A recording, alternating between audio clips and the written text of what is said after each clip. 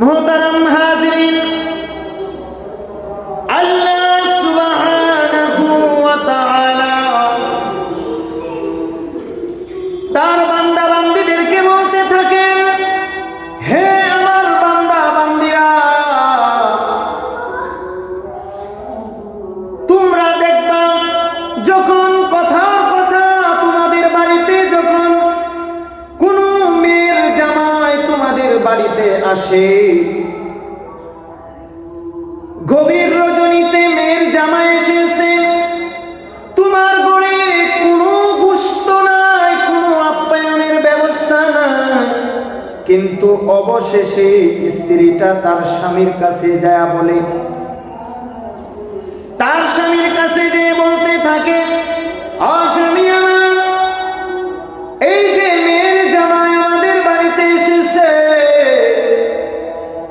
আমাদের হাতে তো টাকা পয়সাও নাই এবং আমাদের ঘরে কোনো খাবারও নাই, মেয়ের জামাইয়ের সামনে উপবেশন করার জন্য কিন্তু স্বামী একটা মুরগি আছে, যেই মুরগিটার সাথে অনেকগুলি বাচ্চা আছে।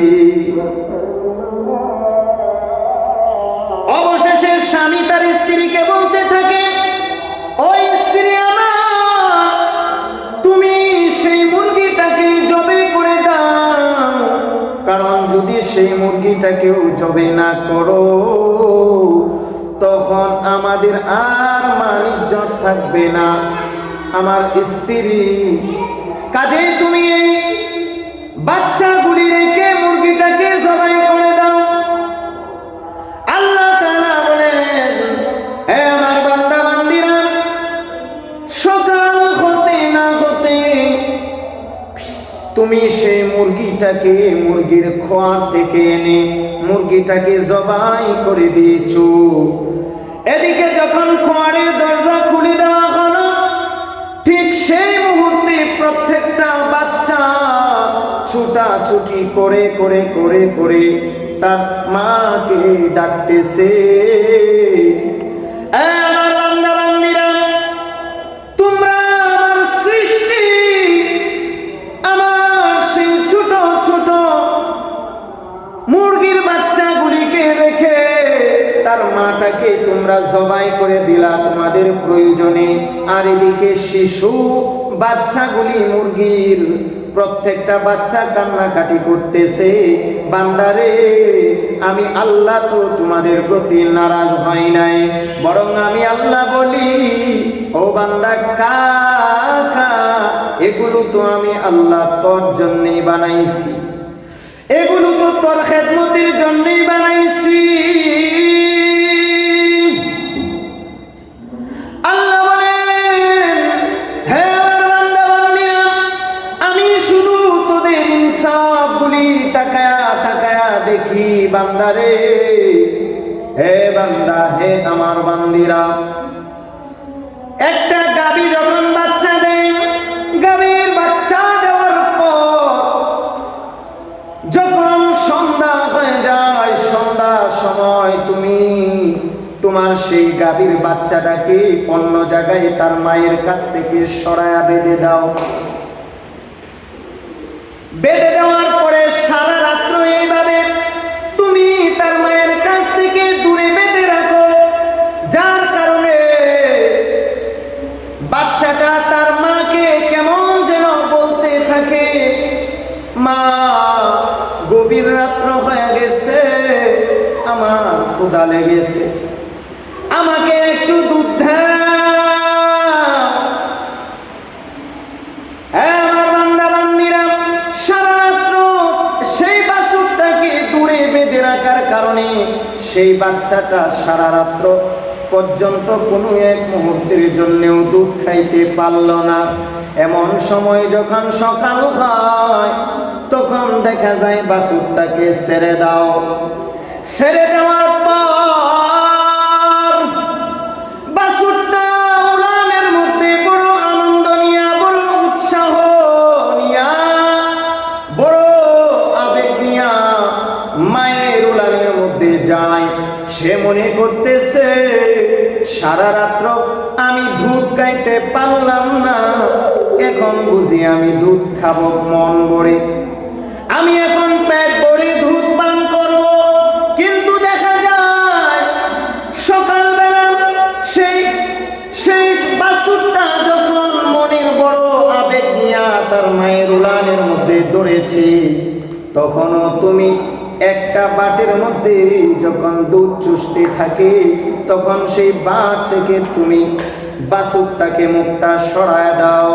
সে বড় আবেগ নিয়ে অন্য একটা বাটের মধ্যে দুধ দোহন করতে যায়। এইভাবে একে একে 4টা বাট, প্রত্যেকটা বাট থেকে তুমি সরায় দাও।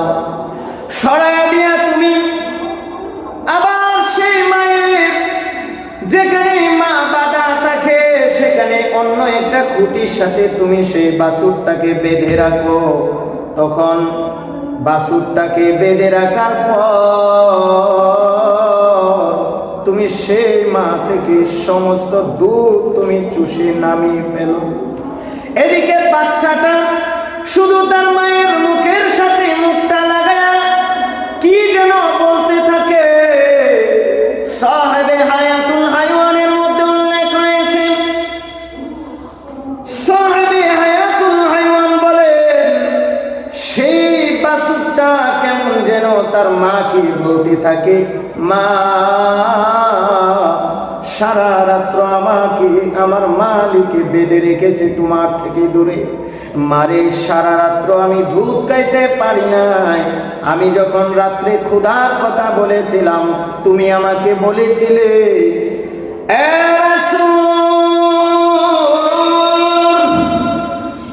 সকালবেলা তুমি মন ভরে দুধ পান করবে, সকাল পর্যন্ত তুমি অপেক্ষা করো, সকালবেলা তুমি তোমার পেট ভরে দুধ পান করতে পারবে।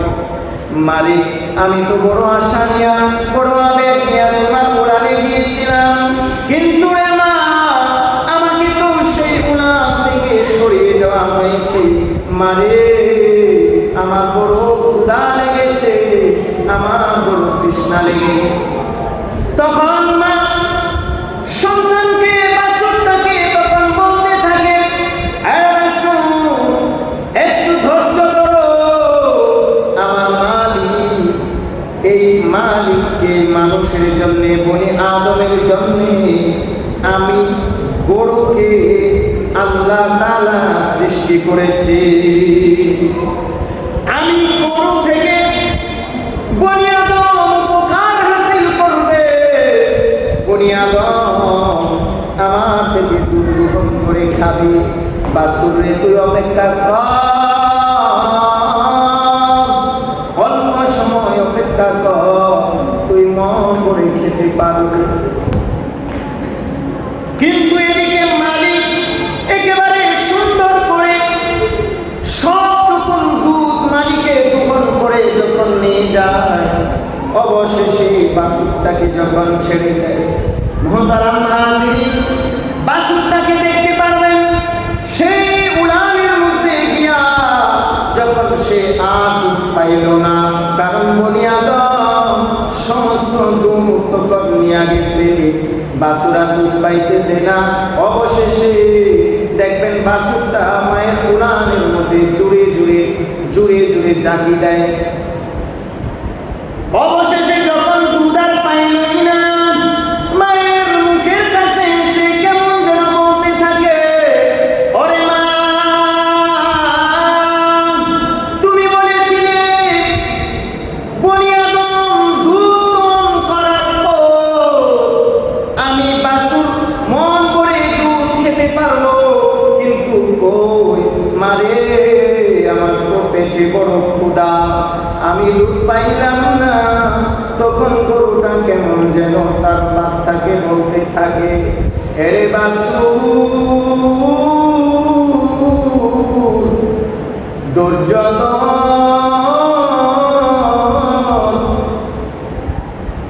বনি আদমের উপকারের জন্য, বনি আদমের খেদমতের জন্য আমাকে সৃষ্টি করা হয়েছে। বাছুরে যতটুকু আছে এইটা খেয়ে তুই তোর মনের বোঝা, মনের সান্ত্বনা কর,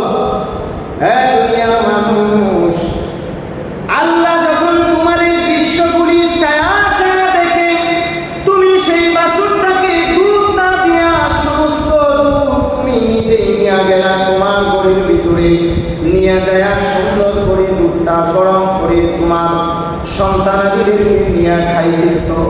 আমার আল্লাহ বলে বান্দা তুই আমার সৃষ্টি আমার মাখলুক গরু থেকে সমস্ত দুধটা নিয়ে গেলি, আমি আল্লাহ বলে কিছু বলি না। কেন বলি না জানো? আমি আল্লাহ তোমার খেদমতের জন্য এগুলো বানাইছি। আরে তুই এই গরুর দুধটা খাইতেছ, খা খা খা, আমি আল্লাহ তোর জন্যই তো এগুলো সৃষ্টি করেছি। কিন্তু বুনিয়াদম রে, আমার কষ্টের জায়গা হলো আমার সৃষ্টি এত কিছু খেয়ে আমার নাজ-ও-নিয়ামত এত কিছু ভোগ করার পরে কাইফা তাকফুরুনা বিল্লাহ, তোমরা কিভাবে আমি আল্লাহর নাফরমানি করো, আমি আল্লাহর সাথে গাদ্দারি কিভাবে করো? বান্দা আমি তোমার মালিক হইয়া এটা সহ্য করতে পারি নাই। মুহতারাম হাজিরিন, আমরা আল্লাহর এত সৃষ্টি এত মাখলুক থেকে নিয়ামত ভোগ করার পরেও বান্দা আল্লাহকে চিনতে পারে না, আল্লাহর ইবাদত বন্দেগী করে না, বরং ইবাদত করবে তো দূরের কথা, মাওলা যেই কাজ করলে নারাজ হয়ে যাবে, আমার আল্লাহ যেই কাজে অসন্তুষ্ট হয়ে যাবে, সেই কাজ আপনার আমার থেকে প্রকাশ হয়, সেই কাজই আমরা করে থাকি। অথচ আমার মালিকের কথা একবারও তো চিন্তা করলাম না। আরে আমার মালিক যে আমার আপনার জন্য এত কিছু নাজ-ও-নিয়ামত দিয়েছে, আল্লাহ নাজ-নিয়ামত এত কিছু ভোগ করতেছি, ভোগ করার পরে আল্লাহর জন্য কি রাখলাম, আল্লাহর জন্য আমরা কি করতেছি, আল্লাহর সন্তুষ্টির জন্য আমরা কি করতেছি? আল্লাহ বলেন বান্দারে তোমরা কি মনে করতেছো আমি আল্লাহর সাথে তোমাদের হিসাব নিকাশ হবে না?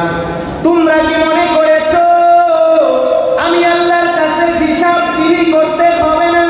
আমি আল্লাহ শুনে রাখো, শুনে রাখো, আমি আল্লাহ তোমাদের প্রত্যেকটা কাজের হিসাব পাই টু পাই করে দিব। এ বান্দা শুনে রাখো, তোমরা বনি আদম জাহান্নামকে ভয় করো, তোমরা আমি আল্লাহকে ভয় করো। আমি আল্লাহ তোমাদেরকে আগের থেকে পরীক্ষার প্রশ্ন আওয়াজ করে দিতেছি। বান্দারে যদি তোমাদের আমল ভালো না হয়, যদি তোমরা আমি আল্লাহরে ভয় না করো, তাহলে শুনে রাখো, শুনে রাখো, তোমাদের জন্য আমি আল্লাহ জাহান্নামগুলি প্রস্তুত করে রেখেছি। মুহতারাম হাজির, আল্লাহ পরিষ্কারভাবে বলে দিয়েছেন তার কালামে হাকিমে। আল্লাহ বলেন ইয়া আইয়ুহান নাসু তাকুল্লাহ ওয়া কুদুহান নাসু ওয়াল হিজাব। আল্লাহ পরিষ্কার তার বান্দা বান্দীদেরকে বলেন, হে বনি আদম, আল্লাহকে ভয় করো, কারণ তোমাদের জন্য অবশ্যই জান্নাত জাহান্নাম দুইটা জিনিস রাখা হয়েছে। আল্লাহ অন্য আয়াতে বলেন ফারিকুন ফিল জান্নাতি ওয়া ফারিকুন ফিস সাঈর। আমি আল্লাহ রাস্তা রেখেছি দুইটা। এক নাম্বার রাস্তা হলো আমি আল্লাহ তোমাদের জন্য জান্নাতের রাস্তা রেখেছি। তোমরা যদি ভালো আমল করতে পারো তাহলে তোমাদের জায়গা হবে জান্নাত। আর যদি তোমরা মন্দ কাজ করো, আমার সাথে গাদ্দারি করো, আমার হুকুম না মানো, আমার সাথে তোয়াক্কা না করো, তাহলে শুনে রাখো, তাহলে শুনে রাখো তোমাদের স্থান হবে জাহান্নাম। এই জন্য আল্লাহ রাব্বুল আলামিন তার কালামে হাকিমে পরিষ্কারভাবে তার বনি আদমকে বলে দিয়েছেন। আল্লাহ বলেন হে আদম, হে মানুষেরা, তোমরা আল্লাহকে ভয় করো, কারণ জাহান্নামের আযাব এত কঠিন, জাহান্নামের আযাব এত ভয়ানক, তোমরা কখনোই ধৈর্য ধারণ করতে পারবে না, সহ্য করতে পারবে না। কাজেই হে বনি আদম, শুনে রাখো, শুনে রাখো, আমি আল্লাহর একটা ঘোষণা তোমাদেরকে দিয়া দে, যখন জাহান্নাম আমি উদ্বোধন করব, তখন জাহান্নামটা আমি তোমাদের মতো মানুষের মাধ্যমে উদ্বোধন করব। মানুষ এবং পাথরের মাধ্যমে আমি আল্লাহ জাহান্নামটাকে উদ্বোধন করব। মুহতারাম হাজিরিন, দেখবেন আমরা যখন কোনো কিছু রান্না করতে যাই, তখন চুলার ভিতরে হিট আসার জন্যে, চুলার ভিতরে আগুন জ্বালানোর জন্যে আমরা খড়ি ব্যবহার করি কি করি না? খড়ি ব্যবহার করি না, লাকড়ি ব্যবহার করি। আল্লাহ তাআলা বলেন, কই আমি আল্লাহ জাহান্নামকে জ্বালাবো, জাহান্নাম উদ্বোধন করব মানুষের মাধ্যমে এবং লাকড়ি হিসেবে ব্যবহার করব পাথর।